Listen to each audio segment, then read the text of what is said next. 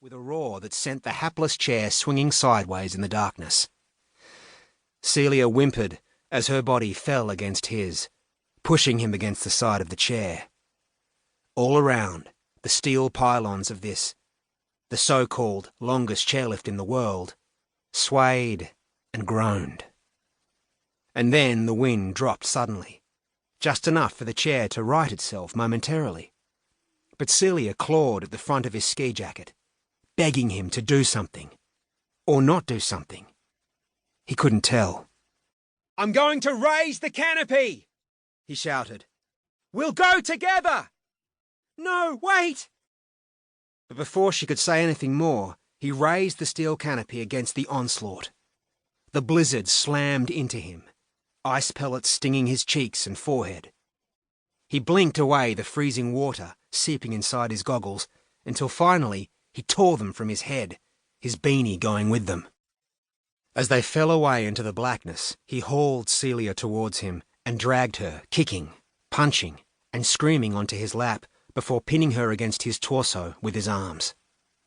She went quiet, paralysed by fear and the inevitability of what was about to happen.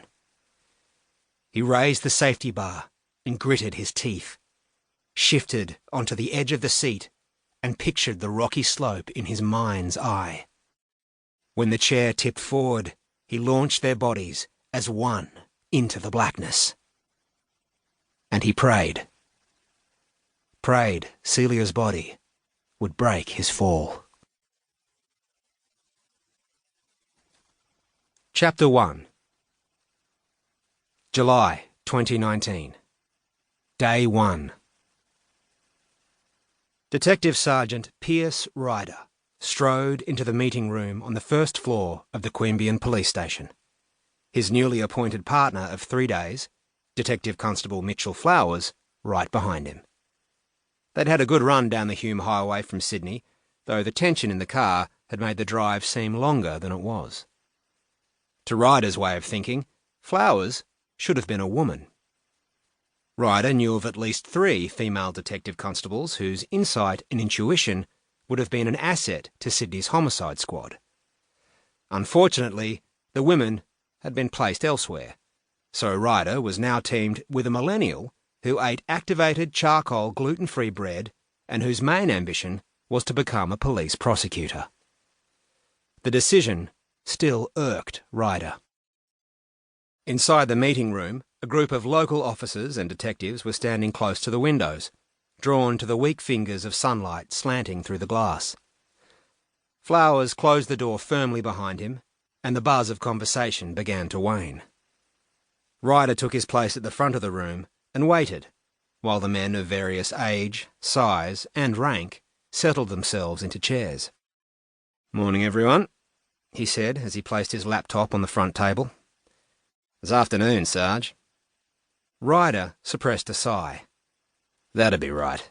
The country cop sticking it to the city boys before he'd even started the briefing. Ryder looked up, ready to tick off whichever smartass was getting stuck into him, only to see the twinkling eyes of Detective David Benson. Ryder had first met Benson at the academy, and they'd been stationed in Newcastle together before Benson transferred down here. Ryder smiled. "Good to see you again, Benson," he said, checking his watch. "You're right. It is indeed past midday." Reaching for the laser pointer, he scanned the other faces, but only Benson's was familiar. "For those of you who don't know me, I'm Detective Sergeant Ryder from Sydney Homicide, and sitting behind you is my partner, Detective Constable Flowers." Ryder shot a look at Flowers while the men glanced over their shoulders. Homicide's latest recruit was slouching in his chair, looking unimpressed, despite the briefing being as much for his benefit as for the others. He was probably annoyed at having to leave the metropolitan area and his smashed avo breakfasts. Doubting he would ever share the same camaraderie he had had with his former partner, Macca, Ryder launched into their reason for being at Monaro Local Area Command.